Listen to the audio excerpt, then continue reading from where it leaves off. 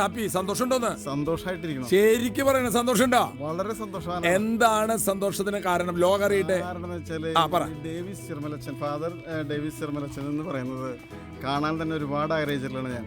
എൻ്റെ കുട്ടിക്കാലത്ത് ഒരു 17 വയസ്സിലാണ് അച്ഛനെ ഞാൻ ആദ്യമായിട്ട് കാണുന്നത്. എനിക്കിട്ട് പണിയാണ്. ബലിജീവിതം എന്ന് പറയുന്ന ഒരു കുർബാനയുടെ ഒരു ഭാഗം അതിൽ അസിസ്റ്റൻ്റായിട്ട് ജോലി ചെയ്യാൻ എനിക്ക് സാധിച്ചിട്ടുണ്ട്. 17 വയസ്സാണ് എനിക്ക് അന്നുള്ളൂ. അന്ന് ഞാൻ പ്രതീക്ഷിച്ചിട്ടില്ല വീണ്ടും അച്ഛനെ വെച്ചിട്ട് ഇങ്ങനെ ഒരു ഷോർട്ട് ഫിലിം ചെയ്യുന്നുള്ളത്. ഓക്കെ, അതിരിക്കട്ടെ. ജീവിതത്തിലെ വലിയൊരു ഭാഗ്യമായി. അതൊരു ഭാഗ്യം. പക്ഷെ ജീവിതത്തിൽ നിന്റെ നിരന്തരം സന്തോഷത്തിലേക്ക് കൊണ്ടുപോകുന്നത് എന്തിനാ?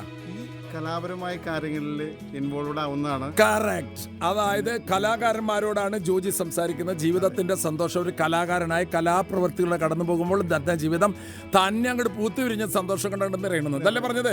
ഇങ്ങോട്ട് നോക്കിയിട്ട് ഒരു തംസപ്പ് കൊടുത്തൻ. അതാണ് കാര്യം.